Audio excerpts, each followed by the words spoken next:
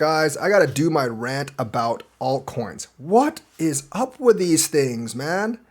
Like, we were all happy about Bitcoin's dominance starting to fade. Now it's over $100,000. Now we've given up most of those gains. I mean, we got Bitcoin back to like 62%, slightly under dominance, and now it's pretty much 63% again, basically erasing all the gains we made.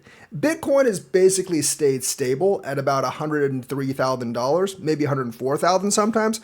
But these altcoins, man, they've gone down 7-8%. Like XRP was almost 260. It's like down at like 230 something. Cardano was like 83, 84 cents. It's gone back down to like 74 at this point.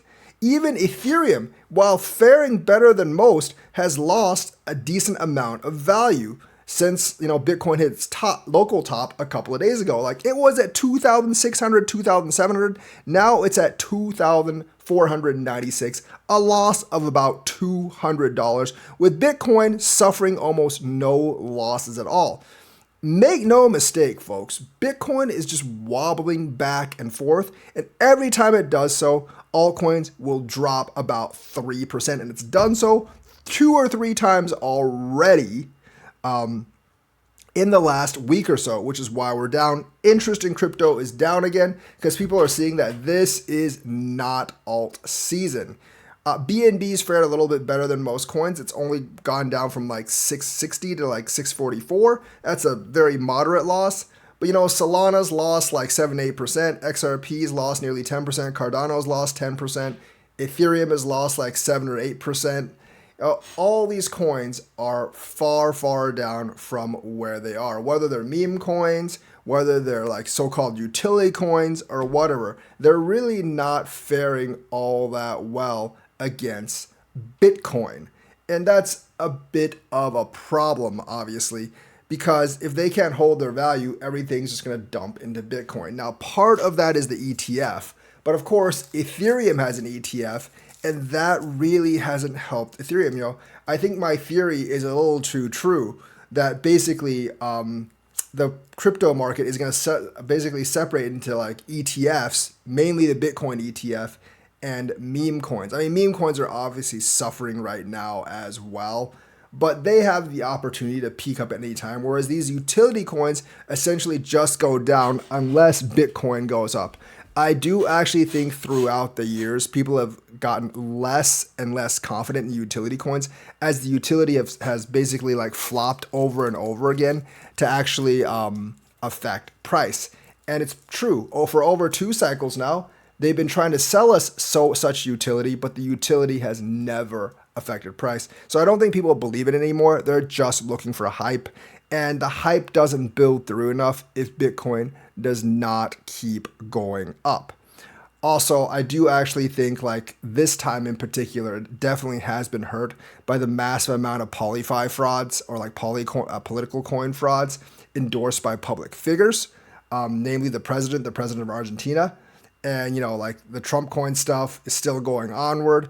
The Melania coin stuff left a really bad taste in people's mouth. Obviously, Malay's coin didn't do too well either. And I don't actually think the loose regulations are really going to help altcoins. I think it's actually hurting them right now because, for the people that are paying attention, they do know that like the register, like the any kind of regulation has basically been disbanded. The SEC's crypto unit is gone. The DOJ's crypto unit is gone. And, the people that are paying attention are aware. And rumors basically start to spread. One person in my live stream today said like, none of my friends think of crypto as anything but a scam. And even for my friends, like a lot of my friends pretty much say the same thing. They're not really into crypto. They feel a lot better with just like regular investments. And, if they want like stats on regular investments, they can actually read like quarterly reports, look at PE ratios and study all that stuff. Whereas with crypto, you really don't have any of that stuff.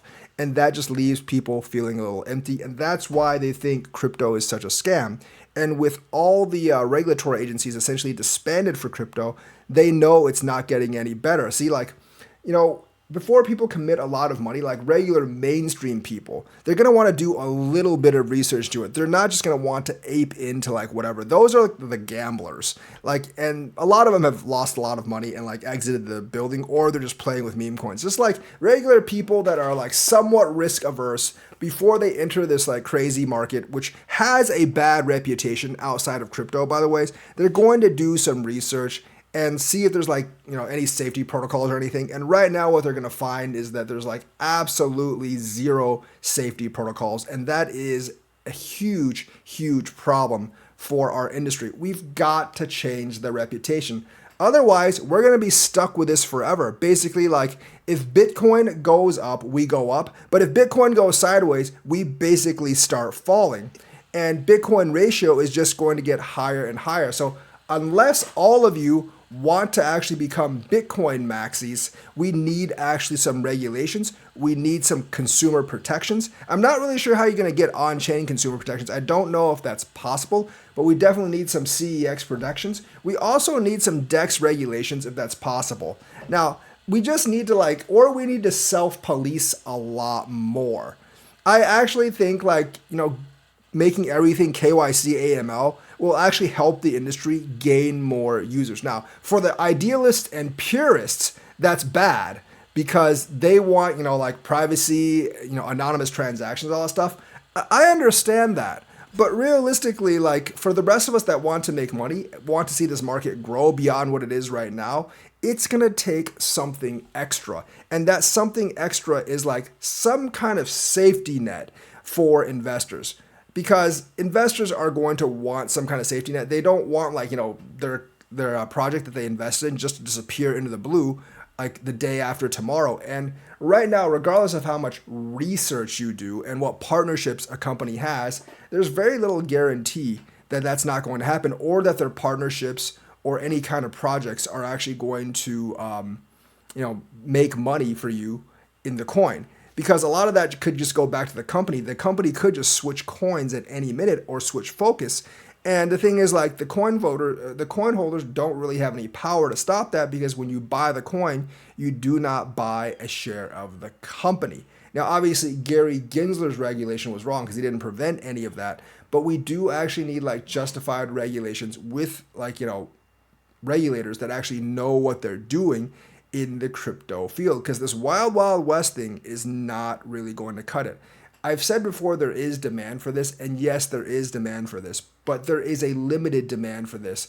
And if you want it to go mainstream, if you want more mainstream people to actually come in, the institutions are going to buy some, but if you really want big price moves and people to come in, you will actually need to have to fulfill some of these needs that just regular investors have. Otherwise, they come in once, they lose money, and they may not ever come in again. They might just go with regular investments. You see people going into gold when things go bad, and gold prices have gone up because, people trust gold. I don't think people actually trust crypto. You're always going to get the set of gamblers to actually come in, and hopefully that set of gamblers is bigger than what it is right now.